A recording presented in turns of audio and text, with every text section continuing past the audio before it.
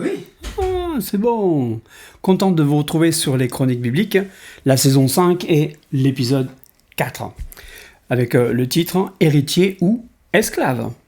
Et on va partir à partir de ce moment-là de garder un verset qui est important, celui de Galates au chapitre 4 et le verset 30. Galates, chapitre 4, verset 30, nous dit « Mais que dit l'Écriture ? Chasse l'esclave et son fils, car le fils de l'esclave n'héritera pas avec le fils de la femme libre. » C'est un petit peu le thème que le Seigneur m'a montré, entre l'héritage et l'esclavage et être libre.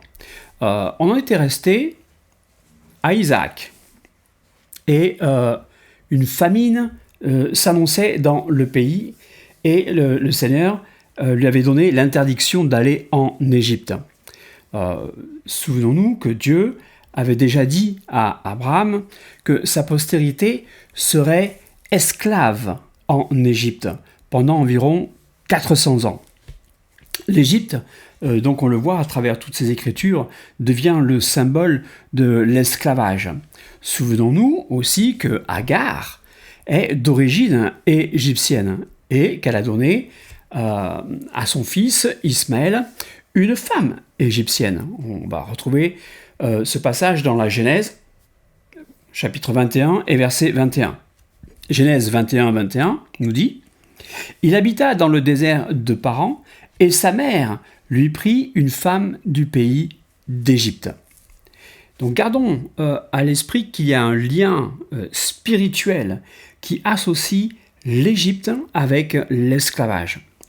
Toutefois, Ismaël, par sa mère et sa femme, restent sous ce lien de l'esclavage. Et nous comprenons alors que les promesses qui ont été faites à Abraham ne lui sont pas données, parce que le Seigneur veut que ses enfants soient dans la liberté. Donc c'est Isaac qui obtient pour lui et sa postérité les promesses de Dieu. Donc on retrouve Isaac, et il y a un moment de sa vie où il épouse Rebecca. Au début, Rebecca est stérile, mais Isaac implore l'Éternel et elle devient enceinte de jumeaux.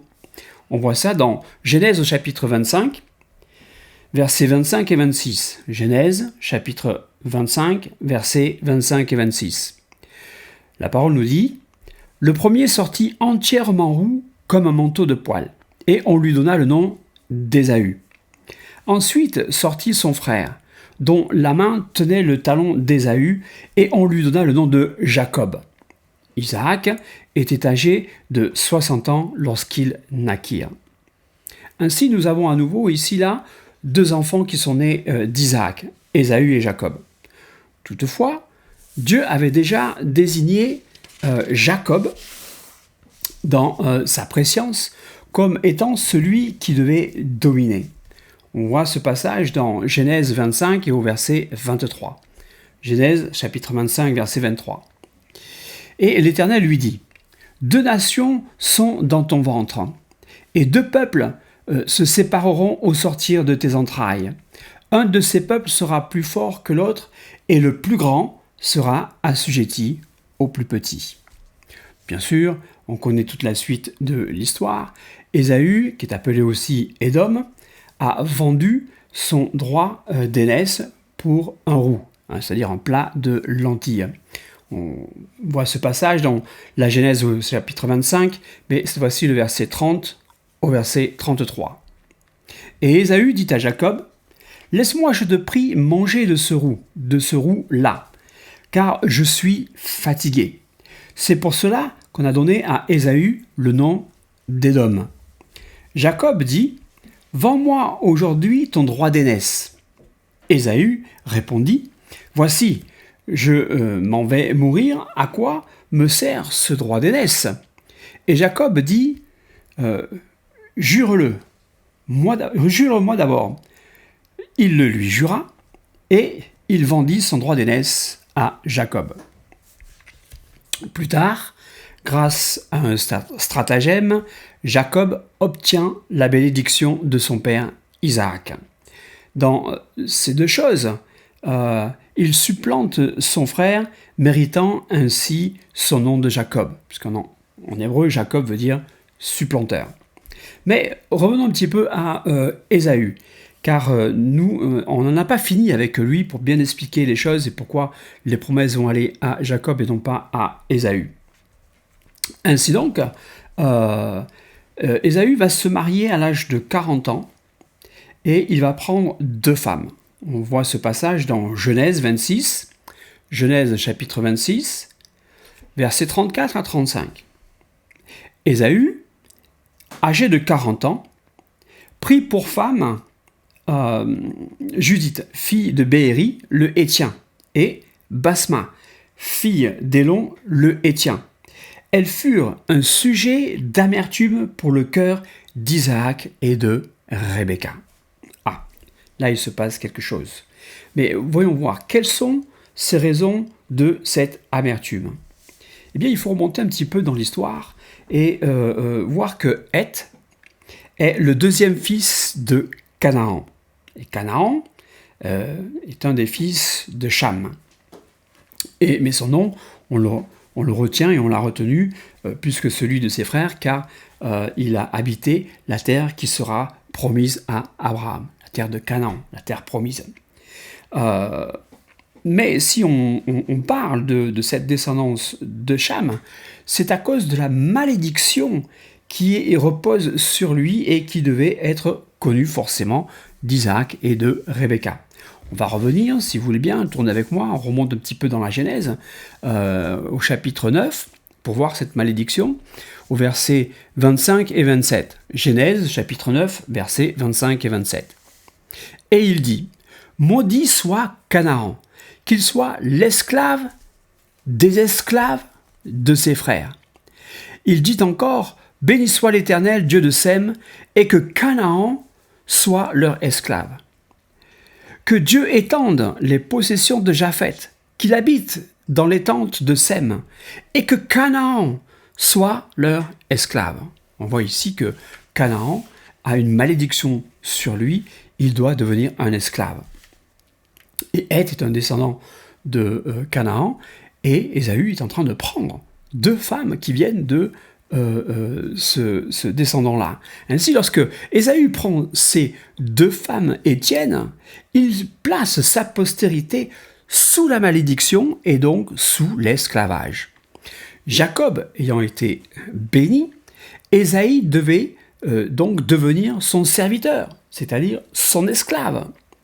Isaac l'a dit à Ésaü et il lui a donné une astuce pour se sortir de ce mauvais pas.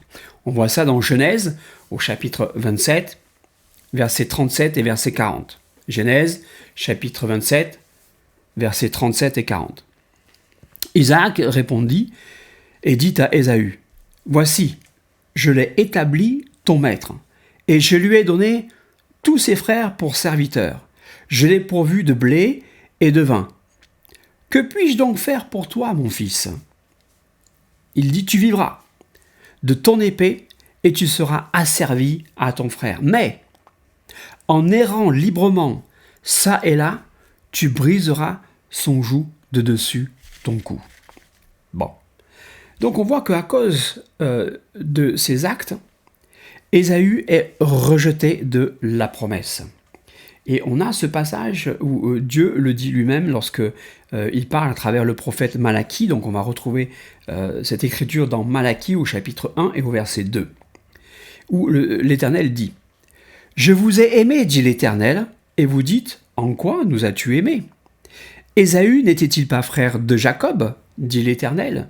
Cependant, j'ai aimé Jacob. » Et Romains nous donne une plus grande précision dans Romains au chapitre 9, versets 12 et 13.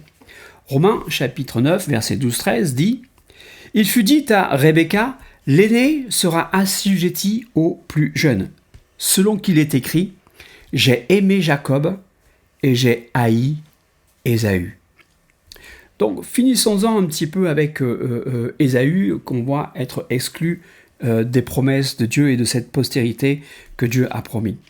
Et regardons ce qui est dit en Malachie toujours, au chapitre 1, mais cette fois-ci au verset 3 et 4, où Dieu dit « Et j'ai eu de la haine pour Ésaü.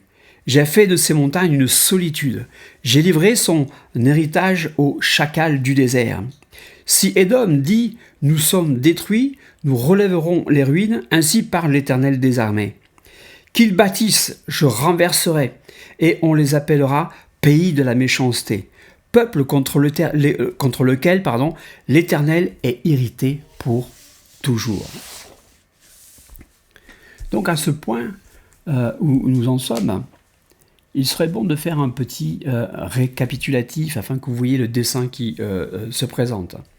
Nous avons Abraham, à qui Dieu a fait des promesses pour lui-même et pour sa postérité. De ses deux fils, Ismaël et Isaac, c'est Isaac qui fut le détenteur des mêmes promesses faites à Abraham, pour lui et sa postérité.